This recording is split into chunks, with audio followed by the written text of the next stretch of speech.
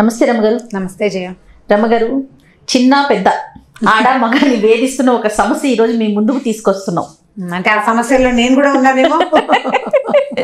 మీది జుట్టు రాలటం, దానికి తిరుగులేని సమస్య అనమాట. అది ఆ ఏజ్ గ్యాప్, ఏజ్ డిఫరెన్స్ ఇచ్చిన వాళ్ళు ఏమీ తేడా లేదు. అవునండి, ప్రతి వాళ్ళు పుట్టిదానికి కూడా ఊడిపోతుంది రమ్మగారు. అయ్యో రామా, జుట్టు ఊడిపోవడానికి 1,00,000 కారణాలు చేయ. ఇక ఒక కారణం ఒక ఇదే లేదు. పైగా జుట్టు అనేది ఊడటానికే ఉంటుంది. జుట్టుకి ఏవో 2-3 దశలు ఉన్నాయని అదని చదువుతూ ఉంటాం. పెరిగే దశ, అక్కడి నుంచి ఊడే దశ, అలాంటివి 3 దశలు ఉన్నాయి. ఇప్పుడు పెరుగుతూ ఉంటుంది, కొంత జుట్టు కొత్తది పాతది రాలిపోయి ఆ స్థానంలో కొత్తది మొలుస్తూ ఉంటుంది. రాలిపోయినప్పుడు మనకి ఇంత కనపడితే అది బోళ్ళంత రాలిపోయింది అనుకుంటాం, కానీ మళ్ళీ వస్తుంది. చాలా తీవ్రమైన అనారోగ్యాలు ఉన్న వాళ్ళకి తప్ప హెయిర్ పెరగదు మళ్ళీ రావట్లేదు అనేవాళ్ళు సాధారణంగా ఉండరు. అవునండి, అందరికీ రాలిపోయిన ప్లేస్ లో కొద్దిగా ఎంతో కొంత జుట్టు మొలుస్తున్నట్టు. బాల్డ్ హెడ్ ఉన్న వాళ్ళకి, అంటే బట్టలు సాధారణంగా మగవారికి, అక్కడి అలోపేషియా లాంటివి, పెయిన్ కొరుకుడు అంటుంటాం, అలాంటి సమస్యలు ఉన్న వాళ్ళకి జుట్టు ఎదగదు. కానీ సాధారణంగా ఊడిపోయే జుట్టు ప్రతి వాళ్ళకి పెరుగుతున్నట్టు. ఇప్పుడు నాకైనా ఎప్పటికీ హెయిర్ ఫాల్ రకరకాల కారణాలతోటి, ఏదో చిన్న కొన్న అనారోగ్యాలు ఊళ్ళని ఉన్నాయి కదా. అవునండి, జ్వరము, జలుబు, తలనొప్పి, ఈ 3 కారణాలతో ఖచ్చితంగా జుట్టు ఊడిపోతుంది. సర్జరీ ఇప్పుడు ఇది సాధారణమైనవి. అక్కడి నుంచి సర్జరీలు, పెద్ద రకం టైఫాయిడ్ లాంటివి వస్తే అవి, తలనొప్పి, ఆందోళన, స్ట్రెస్, ఒత్తిడి. మనకి ఎంతసేపు మనకున్నది అదే కదా. అసలు ప్రతి వాళ్ళకి ఉన్న అపారమైన సంపద స్ట్రెస్సే ఇప్పుడు. అవునండి, దాన్ని మించింది లేదు. ఇవి కాకుండా కాలుష్యం ఒకటి. తర్వాత మనం మార్కెట్ లో విరివిగా కనపడే రకరకాల నూనెలు, రకరకాల షాంపూలు, తర్వాత ఏమో ఇంకా హెయిర్ ప్రోడక్ట్స్, వీటన్నిటిని ట్రై చేస్తూ ఉంటాం. అవన్నీ కూడా ఎంతో కొంత వాటి ప్రభావాన్ని చూపిస్తాయి. జుట్టు పాడైపోవటానికి కలర్ వేసుకోవటం, వాటి వంతు డై కలర్ చేసుకోవటము. హెన్న పెట్టుకుంటే అంత బాగా ఎక్కువ ఊడదు, కలర్ చేసుకుంటే జుట్టు ఊడిపోతుంది. ఇవన్నీ ఎక్స్టర్నల్ కారణాలు. ఇంకా ఇంటర్నల్ గా అయితే మనకి విటమిన్ లోపాలు, మినరల్ లోపాలు, ఐరన్ లాస్, ఎనిమిక్ గా ఉండటం, థైరాయిడ్ లాంటివి, షుగర్ ఉండటం. మనకు అవి లేకుండా ఎక్కడున్నాం మనం? ఏకవచన బహువచనాలు అందరికీ ఉంటున్నాయి. ఖచ్చితంగా ఏదో దాంట్లో మనం టచ్ అవుతాం, మనం ఉంటూనే ఉంటాం. ఒక దాంట్లో టచ్ అయితే ఒక రకం, 5-6 టచ్ అవుతూ ఉంటాం. మనం B12 డిఫిషియన్సీ, ఇప్పుడు తర్వాత ఏమో ఈ విటమిన్ కొత్త వయసు వచ్చేసరికల్లా విటమిన్ ఈ తగ్గిపోతూ ఉంటుంది. ఆడవాళ్లలో అయితే ఈ పీరియడ్స్ వల్ల జుట్టు ఊడిపోతుంది, పీరియడ్స్ ముందు జుట్టు ఊడిపోతుంది, ఏదైనా ఎనిమిక్ గా అయితే దాని వల్ల ఊడిపోతుంది. మెనోపాజ్ వస్తే మా బొట్టి వాళ్ళు పెద్దవాళ్ళు అయ్యేసరికి ఏజ్ పెరిగే కొందికి ఈ కొత్త సమస్యలు. జుట్టు ఊడడం చాలా సహజమైన సంగతి. దిగులు పడకుండా ఉంటే అంత బాధ ఉండదు. అవునట. దానికోసం అయ్యో నా జుట్టు ఊడిపోతుందంటే ఇంకో 2 ఎక్కువ ఊడిపోతాయి. అందుకని దిగులు పడకూడదు. కాకపోతే కొంచెం పాతకాలపు విధానాలని కనుక పాటించగలిగితే ఉన్న జుట్టు హెల్దీగా, చక్కగా, శుభ్రంగా కనపడుతుంది. ఇప్పుడు మీరు నన్ను ఉదాహరణగా చెప్పుకోవచ్చు. మీకు పెద్ద జడేం కనిపించట్లేదు. నా జుట్టు హెల్దీగానే ఉంటుంది, ఎప్పుడు మెరుస్తూనే ఉంటుంది. నా జుట్టు హెల్దీగా ఉండటం ఇంపార్టెంట్ కదా. చిన్నదే కదా, పెద్దది చిన్నది కాదు.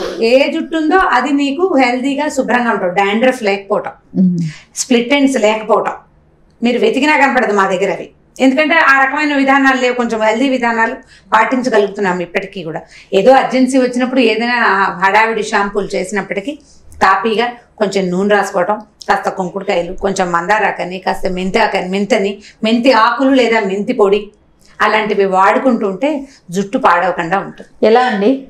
2-3 విధానాలు చేయాలి. నా మెథడ్స్ 4 చెప్తాను, మీకు ఏది కుదిరితే అది చేయొచ్చు. ఇది వరకటి కాలంలో ఏం చేసేవాళ్ళంటే చిన్న మెంతి ఆకు దొరుకుతుంది. ఇది వరకు అప్పుడు ఓపిక ఉన్న రోజుల్లో చేసేదాన్ని అనమాట. చిన్న మెంతి అంటే మన మెంతి ఆకులు చిన్న 5 రూపాయలకి 2 కట్టలో 3 కట్టలో ఇంతే కుచ్చుగా ఉంటుంది కదా. దీన్ని ఏం చేస్తాము, కట్టబోడ తీసి నీళ్ళలో వేసేస్తే ఇసుకంతా కసకసంతా కిందకి వెళ్ళిపోతుంది. ఆకులను అలాగా తీసేయండి, ఆ వేళ్ళు కట్ చేయక్కర్లా.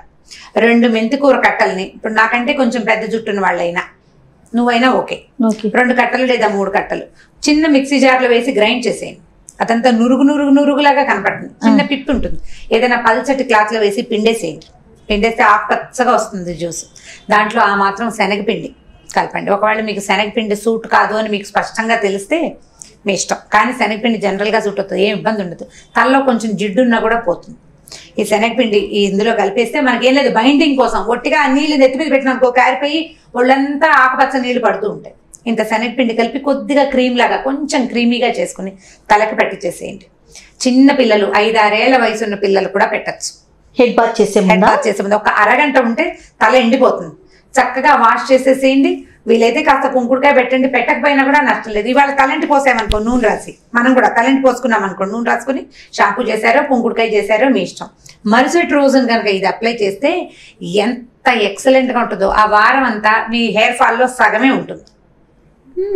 చాలా బాగుంటుంది. జుట్టు అమిత మెరుపు. మీరు పిండకుండా గనక గుజ్జుగా ఉంది బాగానే ఉంది అని శనగపిండి కలిపి రాసుకుంటే పీచులు పీచులు పీచులుగా ఉండి తలంతా పట్టుకుని ఉంటాయి. మనం శనగపిండి ఎందుకు వేస్తామంటే బైండింగ్ కోసం ఒకటి, తర్వాత ఏమో ఏదైనా ఒక రవ్వ జిడ్డు ఉండిపోయింది అనుకో, లేదా నిన్నగాక మొన్న ఎప్పుడో తలంటి పోసుకున్నాం తలలో ఒక రవ్వ జిడ్డు ఉంటే శనగపిండి వల్ల ఆ జిడ్డు బయటకు వచ్చేస్తుంది, క్లీన్గా ఉంటుంది. చిన్న పిల్లలకి 5 ఏళ్ల పిల్లలకి అయితే జలుబు చేసే లక్షణం ఉన్నా జలుబు ఉన్నా పెట్టద్దు, మీరు కూడా పెట్టుకోవద్దు. తలలో కొంతమందికి సైనసైటిస్ ఉంటుంది, వాళ్ళు ఇలాంటివి పెట్టుకోకూడదు. మామూలు వాళ్ళందరూ చక్కగా పెట్టుకోవచ్చు. చలి రోజుల్లో పెట్టుకోవద్దు, కొంచెం ఎండగా ఉన్నప్పుడు పెట్టుకుంటే హాయిగా ఉంటుంది. పావు గంట 20 నిమిషాల్లో తల ఆరిపోతుంది. ఎందుకంటే శనగపిండికి ఆరిపోయే గుణం ఉంది, ఈ తడి క్విక్గా ఆరిపోతుంది. శనగపిండి వేసే కారణాలు అది కూడా ఒకటి. చకచకా తల ఆరిపోతుంది. మొదల నుంచి చివరి దాకా పెట్టేసేయండి. ఈ పొడి ఈ గుజ్జు ఎక్కడ తగిలితే అక్కడ మెరుస్తుంది. ఓకే, చాలా స్మూత్ గా ఉంటుంది. ఎంత సపల్ గా ఉంటుందంటే హెయిర్ ఆశ్చర్యం వేస్తాయి, భలే బాగుంది అనిపిస్తుంది. డల్ గా ఉండే హెయిర్ పద్ధతి ఉన్న వాళ్ళు, జుట్టు డల్ గా ఉంటుంది కదా, వాళ్ళకి చాలా బాగా పనిచేస్తుంది.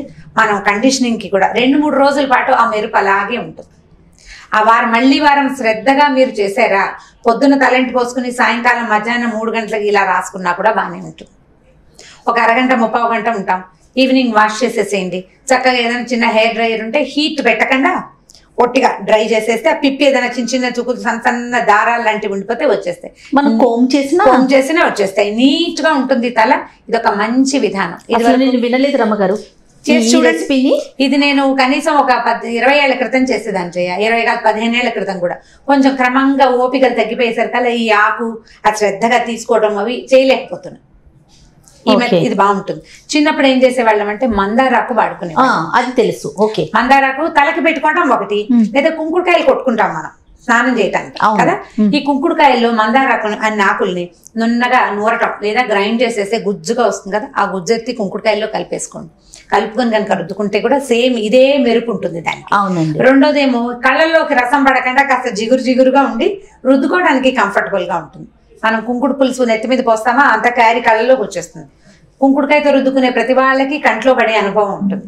దానికి ఒక చిన్న రెసిపీ ఉంది కుంకుడుకాయలతో రుద్దుకోవడానికి ఈజీగా. అంటే రసం తీసుకుని వాటిని దంచి పొడి చేసి పెట్టుకుని నానబెట్టి దాన్ని వడపోసి ఈ కష్టాలు పడద్దు.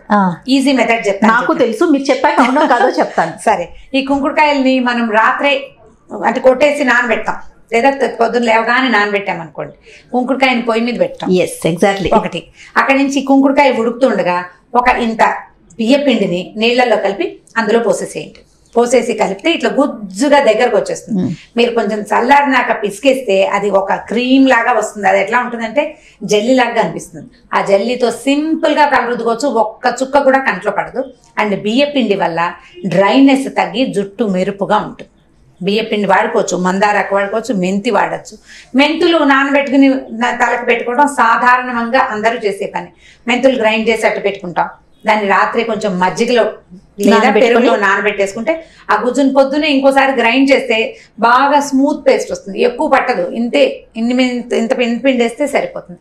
ఈ 4-5 మెథడ్స్ తోటి జుట్టు తక్కువ ఉన్నా హెల్దీగా ఉంటుంది, చూడ్డానికి బాగుంటుంది. డాండ్రఫ్ ఒకటి పోతుంది. నేనేం చేస్తానంటే నిమ్మడిప్పలు అవి కూడా వేసేసుకుంటాను. కుంకుడుకాయల్లోనే ఒక చిన్న నిమ్మడిప్ప వేసేస్తాను, కొంచెం నిమ్మరసం వేసుకుంటాను.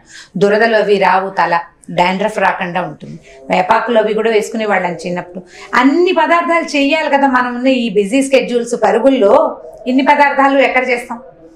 అందుకని ఈజీ మెథడ్ ఏంటంటే మనం నిమ్మకాయ వాడుకుంటాము, వాడేసిన నిమ్మడిప్పల్ని ఓ ప్లేట్లో పడేసి కొంచెం బాల్కనీ వైపు వేసామనుకోండి, పెరట్లో పడేస్తే ఎండిపోతాయి. ఈ కుంకుడుకాయ ఉడకబెట్టుకున్నప్పుడు ఎండిన నిమ్మడిప్పని దాంట్లో పడేసామంటే ఆటోమేటిక్గా ఉడికిపోతుంది. నెమ్మదిగా అసలు దాన్ని చంపేసిన దాంట్లో నుంచి ఆ గుణం పోదు. అవును, ఆ పుల్లని గుణం పోదు అందులో. ఉసిరికాయలో లాగానే ఇందులో కూడా ఈ 4 మెథడ్స్ ధారాళంగా వాడుకోండి. ఇంతకంటే ఫైన్ అంటే ఇంకా బోలెడు ఎగ్ పెట్టుకోవచ్చు. చేత వస్తాయి అంటే భరించగలగాలి కదా, వాసనలు స్మెల్ వస్తుంది, వాసన భరించడం కష్టం. కందిపప్పు శనగపప్పు 2 నానబెట్టి, ఇంకొక ప్లస్ మెథడ్ ఇంకొకటి చెప్దాం. 1 స్పూన్ కందిపప్పు, 1 స్పూన్ శనగపప్పు, 1 పావు స్పూన్ కంటే తక్కువ ఇన్నే మెంతులు వేసి నానబెట్టండి రాత్రి. పొద్దున్నే రుబ్బేయండి. ఓకే. పప్పు గుజ్జుగా వస్తుంది కదా, అది తలకి పెట్టేసుకోండి. మొదల నుంచి చివరి దాకా వాష్ చేసేయండి. అప్పుడు కూడా ఎక్సలెంట్ గా ఉంటుంది. ఎంత బాగుంటుందో జుట్టు, చాలా సిల్కీగా ఉంటుంది. మీరు ఏటు పక్కకి తిప్పితే చక్కగా బాగా స్టైలిష్ గా కూడా చేసుకోవచ్చు. ఆ జుట్టుని బాగుంటుంది. పప్పు ప్రోటీన్ కదా. అవునండి, అవును. పాలు పొడి వేసుకోవడం, ఇక రకరకాల మెథడ్స్. ఇది ఈజీ, ఇది ఇంట్లో కనపడతాయి, ఈ డబ్బాలో ఉంటాయి. రాత్రిపూట నీటిలో వేస్తే పొద్దున పూట, ఇప్పుడు అమ్మ 2 కూతుళ్ళు ఉంటే చక్కగా 3 కలిసి పొద్దున్నే తలకి పెట్టుకుని ఎంచక్కగా తయారైపోవచ్చు. 1 గంట సేపు 30 గంట సేపు ఉంటే సరిపోతుంది. ఇప్పుడు ఈ మెథడ్స్ అన్ని చేస్తారంటే ఇవన్నీ నేను చేస్తున్నవే.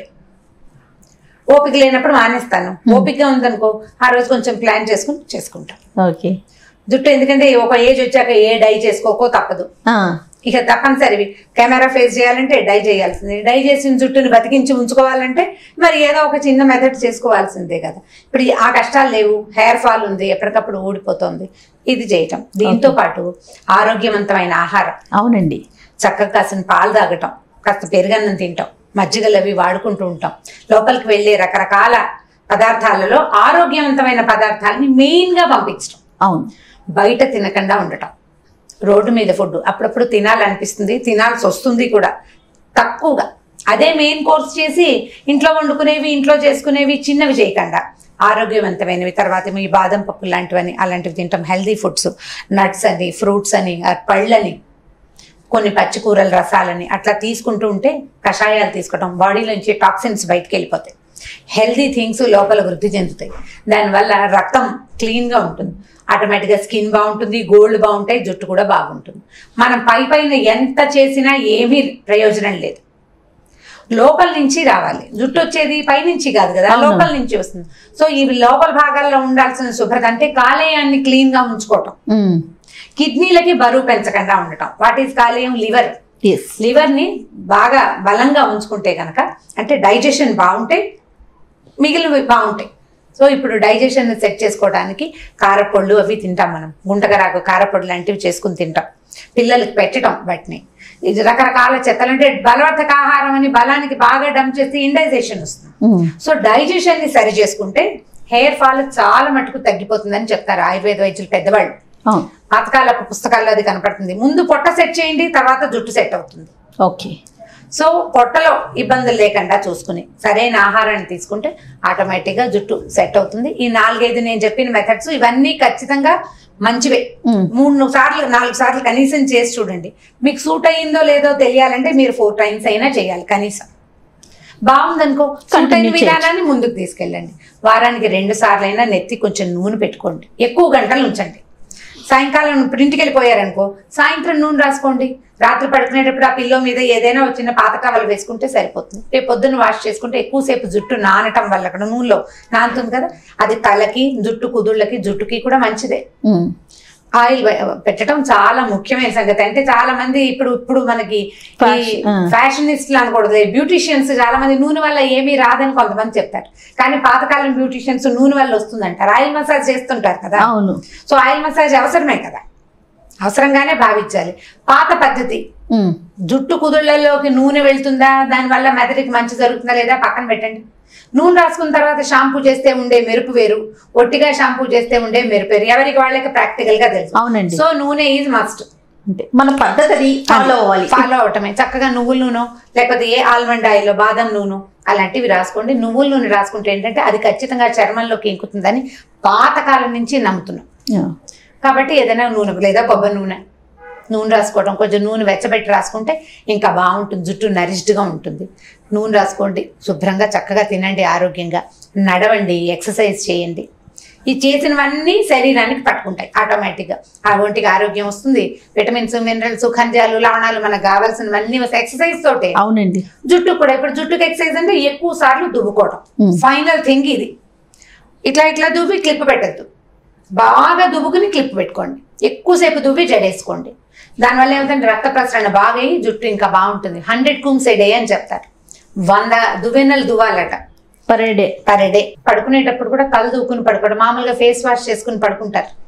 ఆరోగ్యపు పద్ధతుల్లో అదొక పద్ధతి కదా. బ్రష్ చేసుకుని మొహం కడుక్కుని పడుకునే వాళ్ళు ఉంటారు కదా చాలా మంది. బ్రష్ చేసుకున్నా చేసుకోపోయినా ఫేస్ వాష్ చేసుకుంటే పొద్దుటి దుమ్ము, సాయంకాలపు మురికి ఏం లేకుండా ఫ్రెష్ గా ఉండి పొద్దుటికి స్కిన్ బాగుంటుంది. ఆరోగ్యపు అలవాట్లు దాంతోపాటు ఆ బాత్రూంలోనే చక్కగా దువ్వెన పెట్టుకుని ఒక 5 నిమిషాలు 3 నిమిషాల పాటు తల దువ్వుకుని చూడండి. ఒక 10 రోజుల తర్వాత డిఫరెన్స్ కనపడింది అని అనిపిస్తే పిల్లలకి దాన్ని అలవాటు చేయండి, సరిపోతుంది. ఒకవేళ స్ప్లిట్స్ ఉంటే కొంచెం హెయిర్ ట్రిమ్ చేసుకుని సరిగా ఉంచుకుంటే కనుక ఆరోగ్యంగా ఎదుగుతుంది జుట్టు. అంటే ఇవి నా ఐడియాలు. ఎంత మటుకు వర్కౌట్ అవుతాయో చూద్దాం, మేము కూడా చేస్తామని చెప్పేవాళ్ళు కనిపిస్తారు. ఓపిక కావాలి జయ వీటికి కదా, టైం పెట్టగలగాలి. అది చాలా ఉత్సాహం అనిపిస్తుంది వినగానే. ఓ మనం ఇచ్చేసేయచ్చు వచ్చేసేయచ్చు అని చేస్తే కదా. చేయాలిగా, ప్రతి వారం చేయాలంటే బోర్ కొడుతుంది, అది మర్చిపోతాం. బట్ మరి హెయిర్ రాలకుండా ఉండాలంటే తప్పదు కదా. రైట్ అమ్మగారు, నమస్తే. ఈ వీడియో కనుక మీకు నచ్చినట్లయితే లైక్ చేయండి, షేర్ చేయండి. మరిన్ని వీడియోస్ కోసం మా ఛానల్ని సబ్స్క్రైబ్ చేసుకోండి.